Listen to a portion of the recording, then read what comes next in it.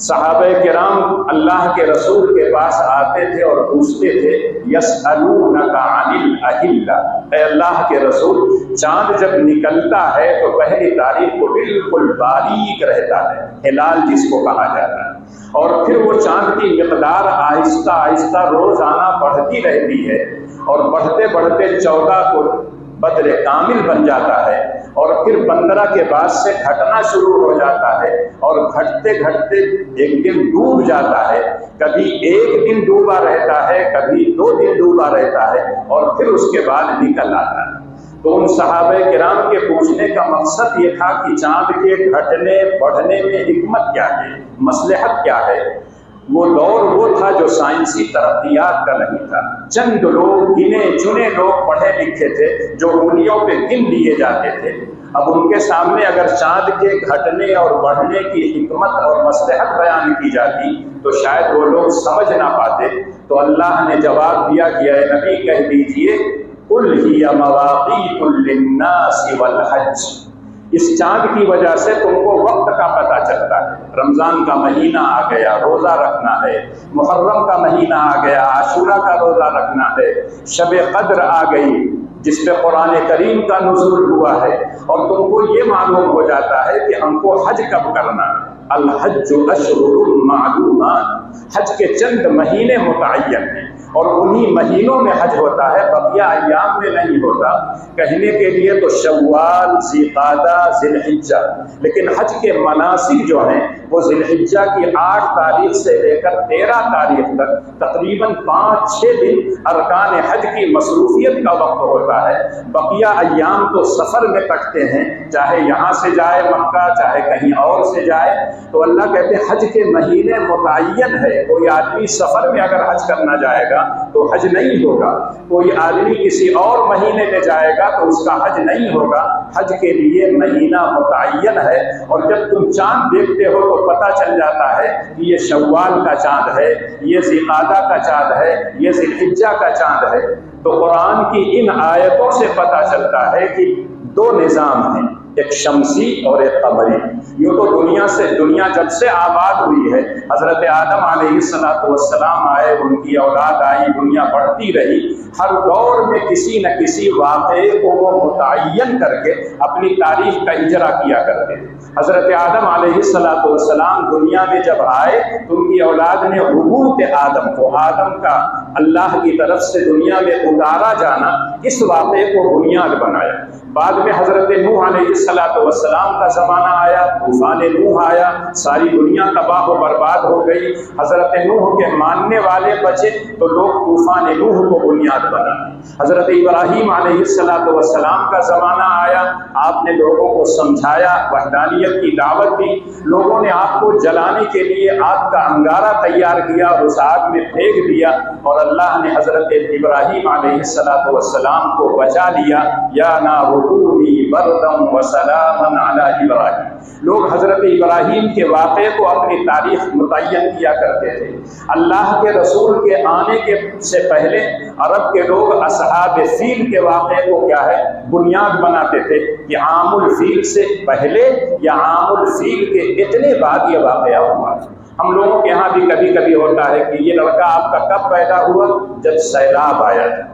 کب سیلاب آیا تھا؟ جب لوگوں کی بھینس ویل سب بہہ گئی۔ اب ساری چیزیں مجہول ہیں، سیلاب کس سن میں آیا تھا، بھینس کب بہی تھی، اور تالاب کا پانی گاؤں تک آ گیا تھا، اس دور میں جو لوگ تھے وہ جانتے تھے۔ تو جب اس واقعے کی طرف اشارہ کیا جاتا تھا تو فوراً مان جاتے تھے کہ ہاں یہ واقعہ ہے۔ اس کے بعد 2 سن چلا، ایک شمسی سورج کے اعتبار سے جس کو میلادی کہا جاتا ہے، جس کو عیسوی کہا جاتا ہے، جنوری سے شروع ہوتا ہے، دسمبر پر ختم ہو جاتا ہے، اور ایک قمری کہا جاتا ہے جو چاند کے اعتبار سے ہوتا ہے، جو محرم سے شروع ہوتا ہے اور ذی الحجہ پہ ختم ہوتا ہے۔ دونوں سالوں کے استعمال کرنے میں شرعی اعتبار سے کوئی قباحت نہیں۔ دنیاوی جو معاملات ہیں، لین دین کا ہے، چاہے اپنے بھائیوں سے، چاہے برادران وطن کے ساتھ کیجیے، اگر شمسی مہینے کے اعتبار سے کرتے ہیں تو اس میں کوئی قباحت نہیں۔ مجھ کو فلاں کو اتنا پیسہ دینا ہے مارچ کے مہینے میں، مجھے اپنی دکان کا حساب کرنا ہے فلاں مہینے میں، اس میں کوئی قباحت نہیں۔ لیکن ہماری عبادتوں کا تعلق چاند سے ہے۔ رمضان کا چاند یعنی روزہ رکھا جائے، عاشورہ کا روزہ محرم کی 10ویں تاریخ کو رکھا جائے، شب قدر رمضان کے آخری عشرے میں طاق رات میں ہوتا ہے، تو ہماری تمام عبادتوں کا تعلق قمری مہینے سے ہے۔ اس لیے فقہا اور علماء یہ کہتے ہیں کہ ہم کو اور آپ کو تو پہلے وہلہ میں قمری مہینوں کا قمری سال کے اعتبار سے استعمال کرنا چاہیے ذاتی زندگی کے اندر بھی، لیکن اگر کوئی شمسی استعمال کرتا ہے تو اس کو آپ ناجائز نہیں کہیں گے، لیکن شمسی کا استعمال اتنا زیادہ ہو جائے کہ قمری مہینے یاد ہی نہ رہیں تو ایک مسلمان کے لیے یہ بہت دردناک بات ہے۔ آج چھوٹے چھوٹے بچے جو نرسریوں میں پڑھتے ہیں جنوری سے لے کر دسمبر تک ایک سانس میں گنا دیں گے، لیکن جب ان سے پوچھا جائے گا اسلامی جو کیلنڈر چلتا ہے اس کے مہینوں کے نام بتا دو، تو بچے اچھے خاصے بڑے لوگوں کو بھی معلوم نہیں ہوگا۔ ایک زمانہ تھا کہ مدارس کے اندر باقاعدہ نظام جو چلتا تھا، چاہے وہ اساتذہ کی دستخط کا ہو چاہے تنخواہ کا ہو، وہ تمام کے تمام قمری مہینے کے اعتبار سے ہوتا تھا۔ اور آج بھی آپ سنتے ہوں گے شوال میں مدرسہ کھلے گا، ربیع الاول میں امتحان ششماہی ہوگا، شعبان میں سالانہ امتحان ہوگا، رمضان میں چھٹی رہے گی۔ لیکن افسوس سے کہنا پڑتا ہے کہ اب مدارس والے بھی شمسی استعمال کرنے لگے کیلنڈر، اس میں تنخواہ کی تھوڑی سی بچت ہو جاتی ہے، قمری اعتبار سے تنخواہ اساتذہ کو تھوڑا سا زیادہ دینا پڑے گا، تو اس لیے ان لوگوں نے بھی کر دی۔ اگر وہ نہ ہو تو یہ بھی ہو سکتا ہے کہ حکومت کا جو اقتصادی معاملہ چلتا ہے حساب و کتاب وہ عام طور سے مارچ سے مارچ تک رہتا ہے، تو اگر آپ اس کے حساب سے کرتے ہیں تو کوئی قباحت نہیں، لیکن قمری مہینوں کے نام جاننا چاہیے، سن کون سا چل رہا ہے وہ جاننا چاہیے۔ آج بہت سے لوگوں سے اگر پوچھا جائے کہ کون سا سن چل رہا ہے اسلامی کیلنڈر کا تو شاید بہت سے لوگ نہ بتا، لیکن ہم کو شمسی مہینے کے اعتبار سے عیسائی کیلنڈر معلوم رہتا ہے، اور اس کے لیے دسمبر میں کتنے ہنگامے ہوتے ہیں، کیا کیا نہیں ہوتا، رات بھر لوگوں کو سونے نہیں دیتے ہیں، پٹاخے پھوٹتے ہیں، مٹھائیاں تقسیم ہوتی ہیں، اور نہ جانے کتنی مبارکبادیاں دی جاتی ہیں۔ لیکن اسلامی کیلنڈر کا پہلا مہینہ شروع ہوتا ہے، بہت سے لوگوں کو معلوم بھی نہیں ہوتا کہ شروع ہوا یا نہیں ہوا۔ تو اس سے پتہ چلتا ہے کہ ہم کو اور آپ کو دونوں استعمال کرنے میں کوئی قباحت نہیں، لیکن ہمارا تعلق جو کہ عبادتوں کا قمری مہینے سے ہے، اس لیے ہم کو اور آپ کو قمری مہینے یاد رکھنا چاہیے، اس کی تاریخوں کو بھی یاد رکھنا چاہیے۔ اور یہ اسلامی کیلنڈر حضرت عمر فاروق رضی اللہ تعالیٰ عنہ کے زمانے میں شروع ہوا۔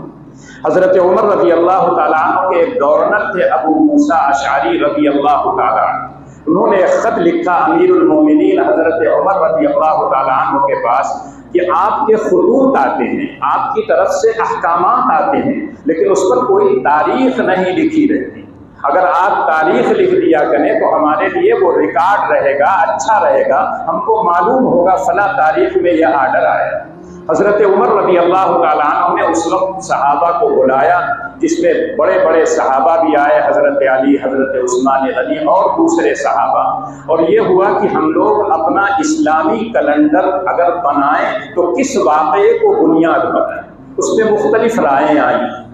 ایک رائے یہ آئے کہ نبی اکرم صلی اللہ علیہ وسلم کی ولادت کو بنیاد بنایا جائے، اس لیے کہ اللہ کے رسول دنیا میں جب بھیجے گئے ہیں تو اہل اسلام کے لیے سب سے بڑی یہ دولت تھی کہ رحمت للعالمین دنیا میں تشریف لائے ہیں، اس سے بڑھ کر کون واقعہ ہو سکتا ہے۔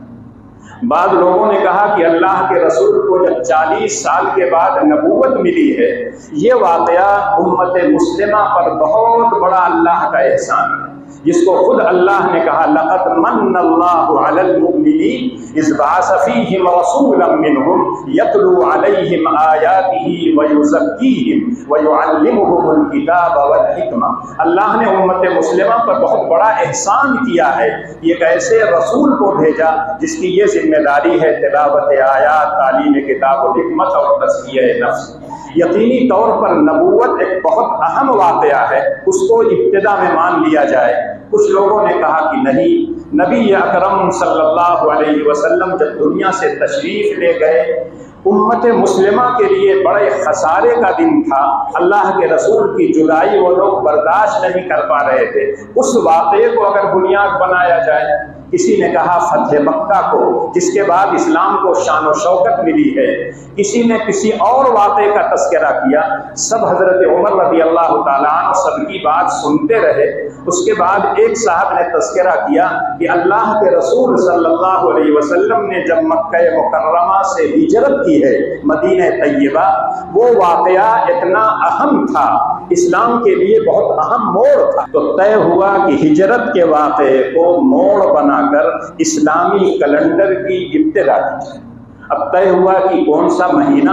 ہجرت ہوئی تھی ربیع الاول کے مہینے میں، تو کچھ صحابہ نے، جس میں حضرت علی بھی تھے، حضرت عثمان غنی رضی اللہ تعالیٰ عنہ، ان لوگوں نے کہا کہ اللہ کے رسول نے ارادہ کیا تھا ہجرت کا محرم میں، اور محرم کو کہا جاتا ہے شہر اللہ الحرام، اللہ کا یہ مہینہ حرمت والا مہینہ ہے، اس مہینے سے ابتدا کی جائے۔ اور حضرت عمر کے فیصلے کے بعد اسلامی جو کیلنڈر طے ہوا وہ ہجرت کے واقعے سے، اسی لیے اس کو ہجری سال کہا جاتا ہے، اور محرم سے اس کی ابتدا ہوئی۔ محرم، صفر، ربیع الاول، ربیع الثانی، جمادی الاولیٰ، جمادی الثانیہ، رجب، شعبان، رمضان، شوال، ذی القعدہ، ذی الحجہ، یہ 12 مہینے جو لوگ اپنے آپ کو مسلمان کہتے ہیں، اللہ کے رسول سے اپنا رشتہ جوڑتے ہیں، کم سے کم ان کو ہجرت کا واقعہ معلوم ہونا چاہیے، اور اسلامی کیلنڈر ہجرت سے شروع ہوا ہے یہ معلوم ہونا چاہیے، اور 12 مہینے ہیں جیسا کہ اللہ نے کہا ان عدت الشہور عند اللہ 12 شہرا، ان 12 مہینوں کے نام بھی جاننا چاہیے، اور اسی کے مطابق اپنے معاملات، اپنی عبادتیں ادا کرنا چاہیے۔ لیکن اگر کوئی شمسی مہینے کے اعتبار سے دنیاوی معاملات طے کرتا ہے تو فقہا نے اس کی اجازت دی ہے، اس کی گنجائش ہے، لیکن اتنا زیادہ شمسی کو استعمال کرنا کہ قمری مہینہ ہی ذہن سے غائب ہو جائے تو یہ صحیح نہیں۔